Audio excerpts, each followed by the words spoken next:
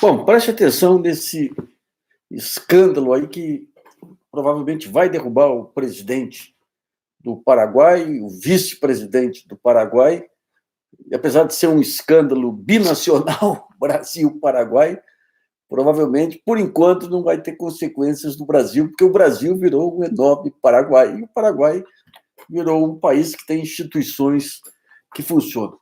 Para entender como que esse escândalo ocorreu. Você tem o presidente do Paraguai, que é amigo do presidente do Brasil. Ambos se tratam por codinomes carinhosos. E os filhos são igualmente conhecidos, amigos. Os dois filhos, o Eduardo Bolsonaro e o filho do presidente, o Benítez, filho do presidente do Paraguai. No começo do ano, começou a ser montada a jogada envolvendo os dois países. Você tinha uma renegociação do acordo de Itaipu, que é uma hidrelétrica binacional, e nessa negociação você tinha o ponto 6, que dizia que o excedente de energia do Paraguai, porque o Paraguai tem a sua energia lá, aquilo que excede o consumo do Paraguai poderia ser negociado pela ANDE, que é a Eletrobras do Paraguai, inclusive no Brasil, que é normal, aquilo pertence ao Paraguai. Daí, no meio do caminho, foi feita uma jogada para tirar da ANDE, o próprio governo do Paraguai atuando nesse sentido, e passar para uma empresa que é de propriedade de um suplente de senador, daquele famoso, não sei se é major, se é coronel, se é cabo, se é sargento Olímpio, aquele que berra aqui, de uma forma estrondosa, né, no Congresso. A jogada foi denunciada lá no Paraguai e consistiu no seguinte: você tinha na presidência da ANDE Pedro Ferreira, que era um sujeito que lembra muito esse presidente do INPE aqui, um técnico de governo incorruptível.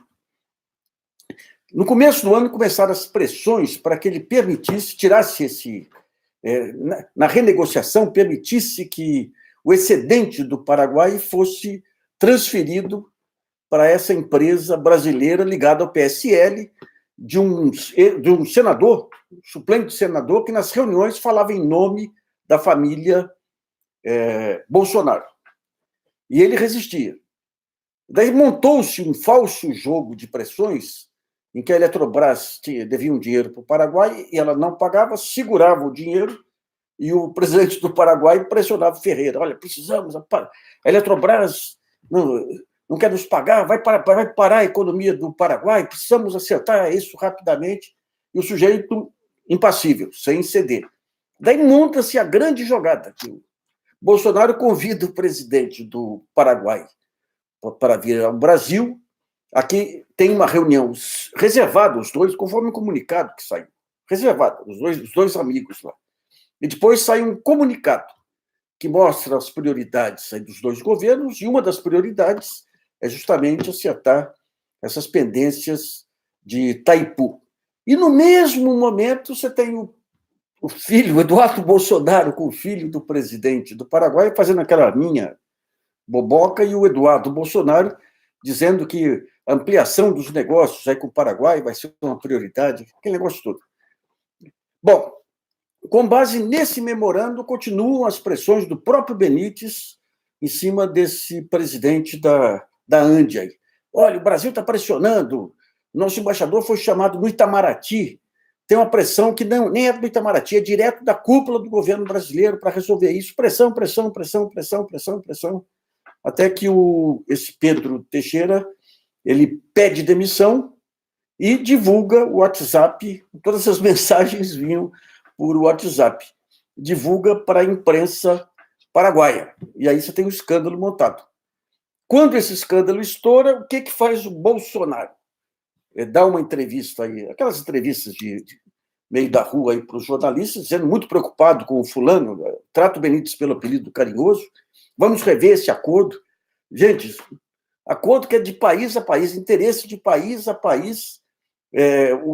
O sujeito do Paraguai abriu mão aí de condições do Paraguai para beneficiar essa empresa brasileira, e o Bolsonaro disse: agora vamos sentar rapidamente, vamos refazer esse contrato aí para salvar o mandato do presidente do Paraguai.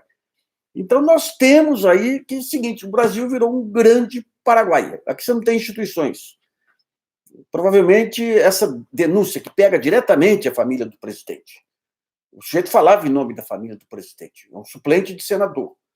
Isso aí, em circunstâncias normais, se hoje o Brasil fosse o Paraguai e não o velho Paraguai, você teria a Procuradoria-Geral da República entrando em campo, abrindo um inquérito, convocando esse suplente de senador.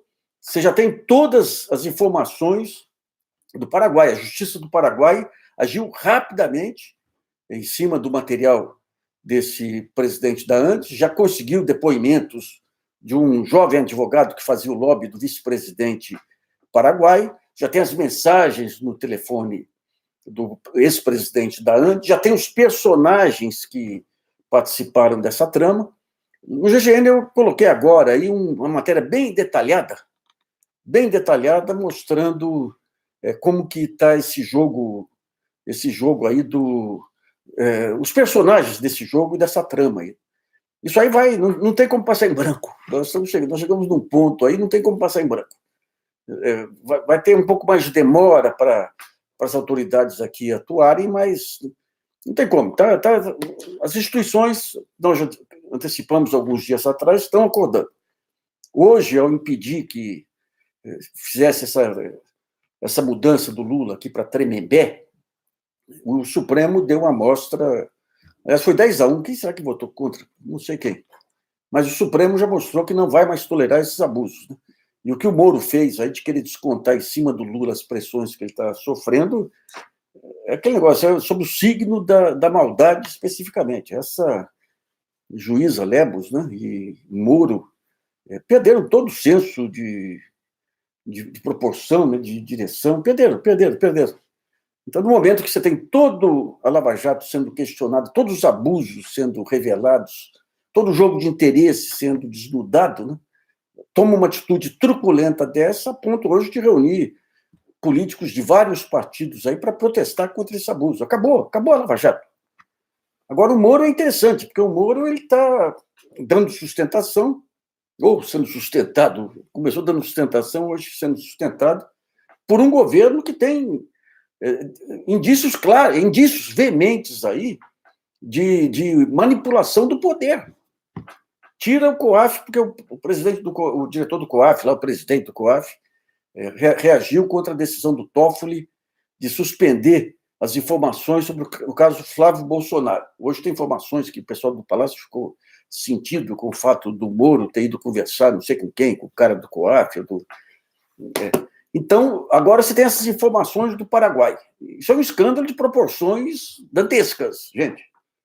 Você tem suspeita que o presidente brasileiro atuou junto com o presidente paraguaio para beneficiar uma empresa brasileira em detrimento do Paraguai. Você tem uma questão complicadíssima, que sempre foram aquelas relações históricas entre Brasil e Paraguai, que levantam suspeitas de lado a lado, especialmente dos paraguaios, que foram destruídos na Guerra do Paraguai. Então, quando você conseguiu pacificar lá atrás, em torno de Itaipu, voltam todas as suspeitas à tona. O Gaspar faz um bom artigo hoje com um baita de um erro lá, tratando o trabalho do Costa Cavalcante, como se Costa Cavalcante fosse um símbolo da honestidade. Costa Cavalcante foi quem participou do início de Itaipu, como se fosse o símbolo da honestidade, morreu pobre.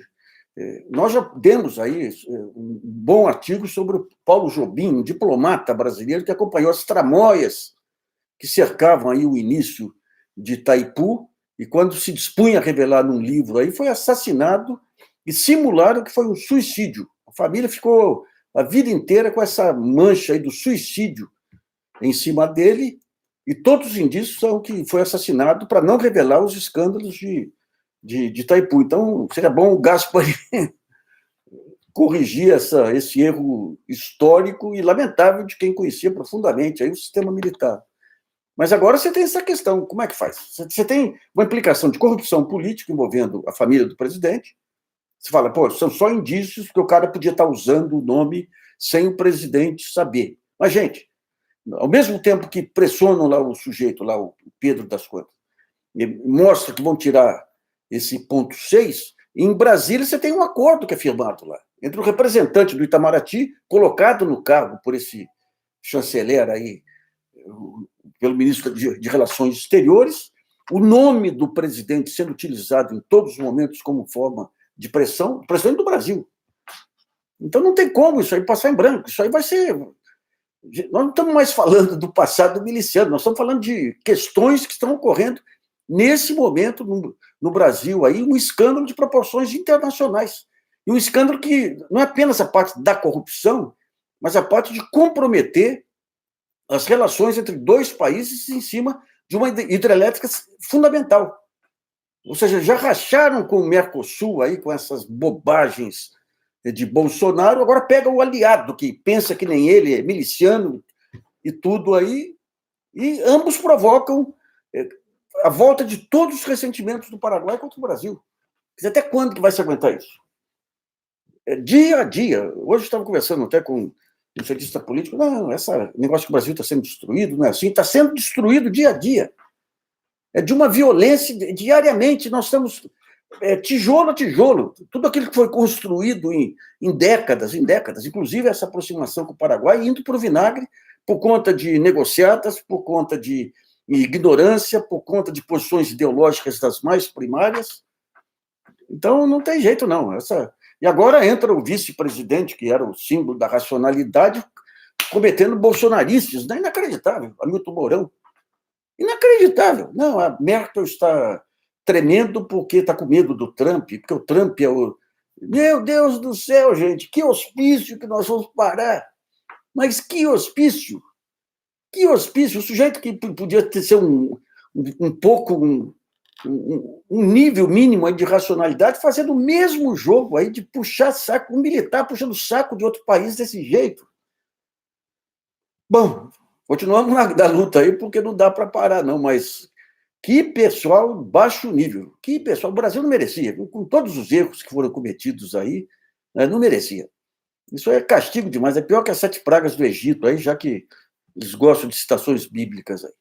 Pessoal, uma boa noite aí.